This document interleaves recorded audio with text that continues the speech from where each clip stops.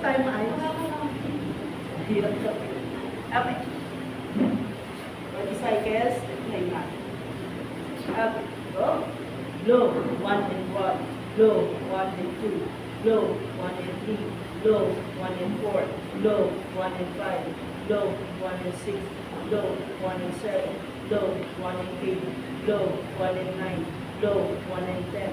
Low, 1 and 11. Low, 1 and 12. Low, 1 and 30. Low, 1 and 40. Low, 1 and 50. Low, 1 and 60. Low, 1 and 70. Low, 1 and 80. Low, 1 and 90. Low, 1 and 20. Low, 1 and 21. Low, 1 and 22. Low, 1 and 23. Low, 1 and 24. Low, 1 and 25. Low, 1 and 26. Low, 1 and 27. Low, 1 and 28. Low, 1 and 29. Low, 1 and 30. Low, 1 and 31. Low, 1 and 32. Low, 1 and 33. Low, 1 and 34. Low, 1 and 35. Low, 1 and 36.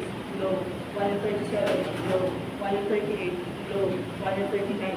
Low, 1 and 40. Checking for pulse and breathing. 1, 2, 3, 4, 5, 6, 7, 8, 9, 10. Patient now has positive pulse, positive breathing. Let's proceed to recovery position.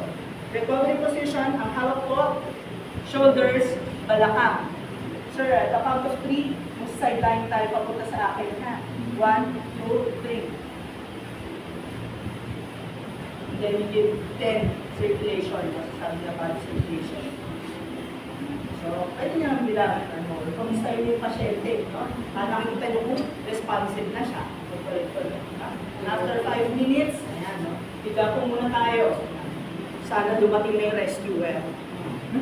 Kaya, so, make sure na lagi straight yung back, kaya lagi po siyang yung iba, preference nila ang side lying away from you. Just in case daw na sumuka ulit, wala sa iyo. Ako naman, ang preference ko, papunta sa akin, correct, para nakikita ko lagi yung mukha niya, kung namumula, namumiti, namumutla, nakikita ko kung nagre-respond siya. Yung iba naman, may preference sila kung left or right. Ayan, dati din po, may preference sila na always papunta daw ng left side lying. Dahil po yun sa orientation ng inyong trachea o yung daluyan ng hangin, di ba po? Kasi ang ating lalamunan, tapos trachea, tapos mag-divide siya into primary bronchus papunta sa kanan at kaliwa na lungs natin. Yung kanan na lungs, mas malaki, mas maikli at mas straight. So kung mayroon siyang mai-ingest, malaki yung chance na doon pupunta, shoot agad. Pero yung left naman po niya ay mas maliit yung butas at mas tilted ng konti, mas nakaslant.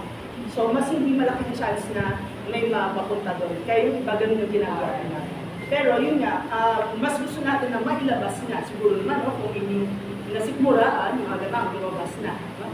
Kaya gusto natin na isa-side lying siya para more chances na mailabas na, hindi bumalik parang tama. So, either way, kahit kanan yan or kaliwa, parang okay lang siya. Basta ang mahalaga ay kita mo yung responsiveness ng patient. Kasi na, kailangan natin gawin, i-react, depende kung ano nangyari. Kung nawala ulit ang malay, check ulit, LLF 10 seconds para alam kung anong gagawin ng NESA sa kanila. Okay? Questions? Yes.